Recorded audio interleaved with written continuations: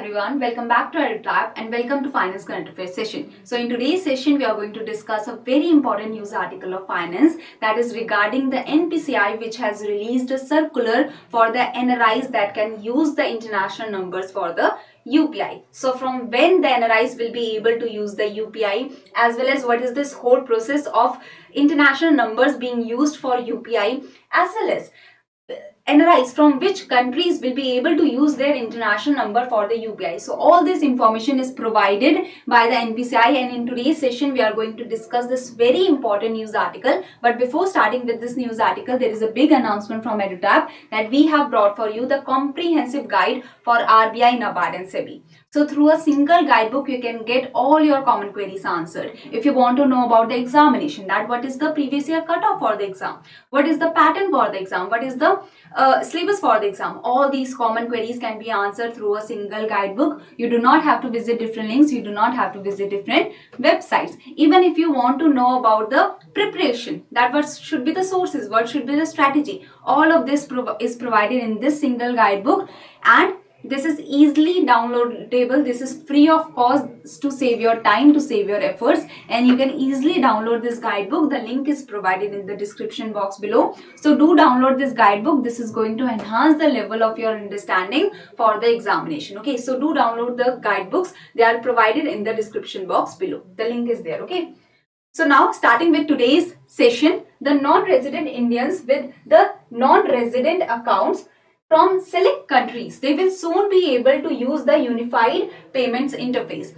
So see, the NPCI in the circular said that we have been receiving requirement from the ecosystem with regards to the non-resident accounts and other permissible accounts having international numbers to be allowed to transact in UPI. So see, what happens that we have savings account, and this savings account is connected to some Indian number. Okay, through the savings account means what? They are the savings account which have our demand deposits. Whenever we demand, the deposits is given to us.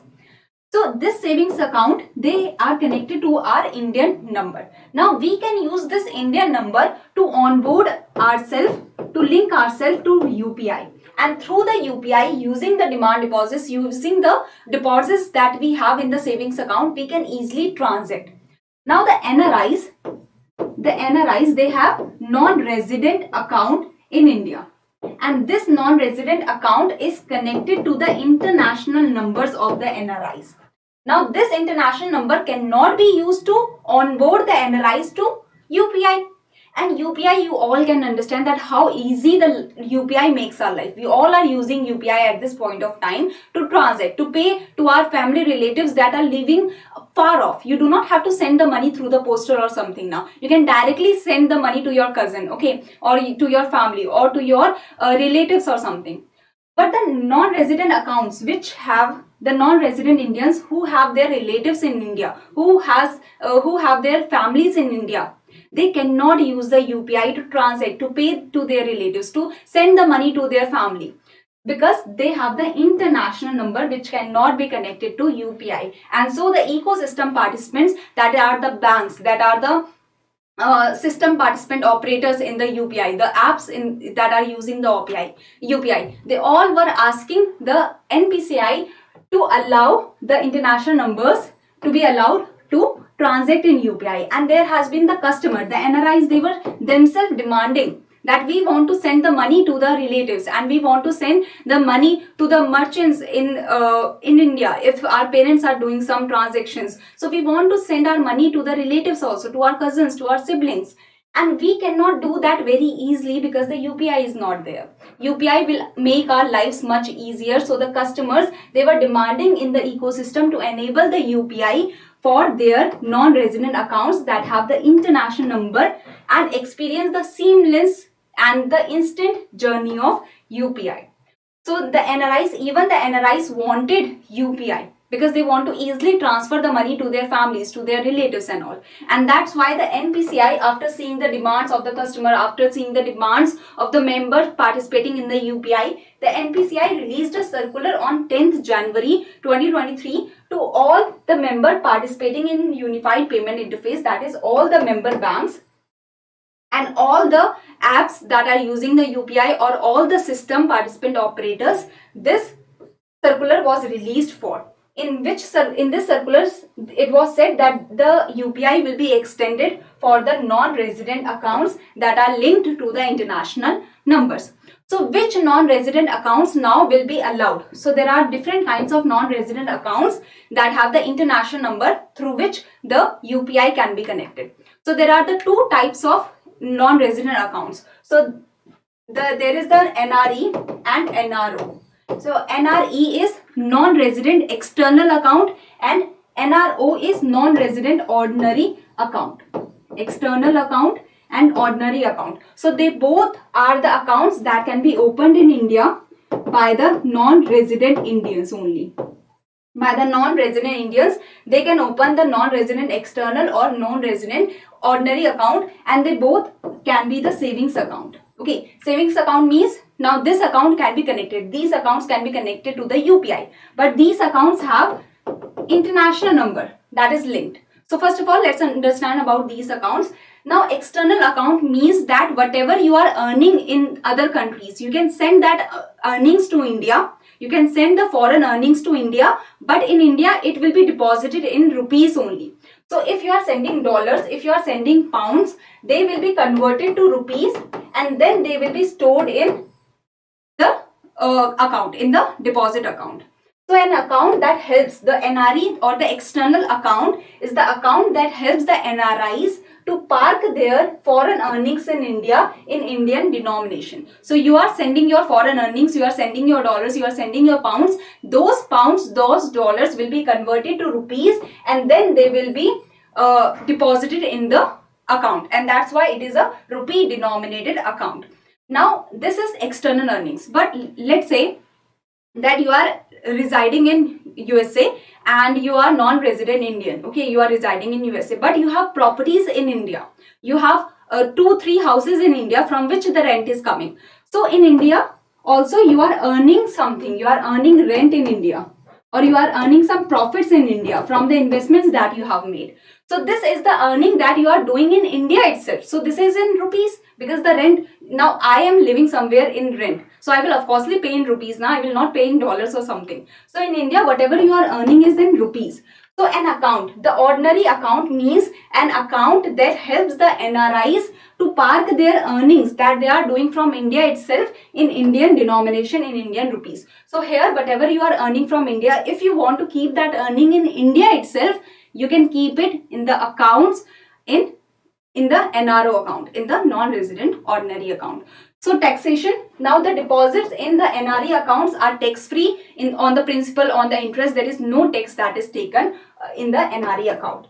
The interest earned in NRO account is tax deductible at source. So if you are earning the interest, in the NRO account, in the ordinary account, then it will be tax deductible. Okay. Next is transferability. So money that is coming in the NRE account. So the dollars that were sent, that were converted in rupees and the rupees were deposited, it is freely withdrawn. You can withdraw it, you can take it back to your country. But of course, rupees will be withdrawn because actually rupees were deposited. So now rupee will be withdrawn, and this rupee, if you want to take it back to USA, if you want to take it back to England, you have to convert it to the particular exchange. So the foreign exchange has to be done so that the rupees can be converted to dollars. So money from NRE account is freely repatriable. You can, both the principal amount and the interest earned are freely and completely transferable, but the deposits are happening in rupees. So you have to convert it to the particular currency to take it back to your country, okay, to the country where you are residing. So funds from the NRO accounts can be repatriated, but there is some limit that is posted, okay. Suitable conditions. Now you should opt for NRE accounts if you want to hold or maintain your overseas earnings in Indian currency. And remember that in Indian rupees you are able to deposit. So you are sending your dollars, you are sending your pounds, you are sending your euros, but that will be deposited in rupees. And rupees can be withdrawn. Then you have to exchange it in dollars, pounds or something if you want to take it back. So there is some exchange rate risk that is involved. If your dollars were 70 rupees. So $1 equal to 70 rupees, only 70 is your saving. Now that same saving, let's say it becomes 72. The savings has become 72 with interest. But now the exchange rate is $1 equal to 80 rupees. So of course you are only getting 0.9 cents now, or $0.9. You are getting $0.9 instead of getting $1. So even with interest rate you can lose if the exchange rate risk is present. So here the exchange rate risk is present. Okay, so you have to be very careful in this situation. Now in the NRO account, you should opt for NRO account if you are earning in India and if you want to keep that money in India itself. So if you want to save your earnings from India in Indian currency itself, like the dividend, the profits, the rent that you are getting, if you want to keep it in Indian currency only. Holding structure, you can open an NRE account with another NRI or any close relative. While in NRO, in the case of NRO, you can open an account with other NRI or any Indian resident. Here it need not be any relative. Any Indian resident will do. So withdrawals from both the accounts can be made only in INR. Now if you want to take the money back that you have that you have sent in dollars, if you want to take it back in dollars, you have to do the exchange. Okay, and that's why there is exchange risk that is involved in the external accounts. Now I hope you have understood the NRE and NRO accounts. Now NRIs will just need to link. So the NRIs that have the NRE or NRO account, they will have to link their account to the UPI to be able to start using UPI. Now these accounts are linked to the international numbers. So these international numbers will be linked to UPI. So the NRIs will just need to link their NRE and NRO accounts linked to their international SIM to UPI and use it like any other Indian. So if let's say I am an NRI and my parents are living here. So I have to come twice a year. I am coming to India. So I am coming to India now. How will I be able to pay to the merchants? So I will have to take out the cash from my NRE or NRO account. I will have to take out the cash and all the cash, 10,000, 20,000. I have to keep it with myself to be able to pay to the merchants, to be able to pay for the traveling and everything. But before, because I had the international number and that international number was not able to use the UPI. But now what will happen, that when I am coming to India, I can use my international number, and through that international number only I am able to pay through the UPI also. So I do not have to take out the money in cash. I do not have to have the cash with myself. Without that also I can easily pay through the UPI only. So it will become very easy when the NRIs are traveling back to India, and the merchant payments will become very easy. Now I am in America only, but I have to urgently send my money to my mother because there is some trouble that has come. Or if I want to send some money to my brother or some other person, some relative, some cousins, but birthday is there and I want to give them something. So I can send the money. So the peer-to-peer payments can happen instantly through the UPI. So now the non-resident account types like the NRE or NRO accounts, they have the international mobile linked to the NRE and NRO accounts. So they shall be allowed to get onboarded or transact in UPI provided that they are following the guidelines. So they are following the FEMA guidelines. So the member banks, they have to ensure that the accounts, NRE or NRO accounts, they are allowed as per the FEMA regulations, as well as all the necessary anti-money laundering and the combating of financing of terrorism checks and compliance validation on the account level. Validations is happening. So of course they have to follow the validations. Okay, they have to follow the norms. They have to follow the regulations. Okay, so these are the criteria that you have to remember, that these norms that they have to follow, the accounts must be following, then only they will be allowed to onboard on the UPI. NRIs will soon be able to make the UPI payments without any Indian number, that is using their international number, they will be able to make the UPI payments. So all these years the NRIs couldn't access the UPI network because of the SIM binding. So this is a SIM binding is an important security feature. So what happens that when we connect our saving account with the UPI through our linked Indian number, so the Indian number is linked to the saving account. Now we are onboarding ourselves to UPI. So for the safety of the depositors, we get an OTP on the Indian number. We get an OTP on the Indian number, so that it can be make sure that we are the ones that have the Indian number, and this Indian number that is connected to the account, that is the person that is also going to use the UPI. So that's why the OTP is sent to our Indian number, okay, which is an important security feature of the UPI, and this was available only in Indian SIM cards. Only in Indian SIM cards the OTP could be sent or the SIM binding could be done, but now it has been allowed for the international number also by the NPCI, okay. So now which countries? I have told you that there are only limited countries. So there are only 10 countries.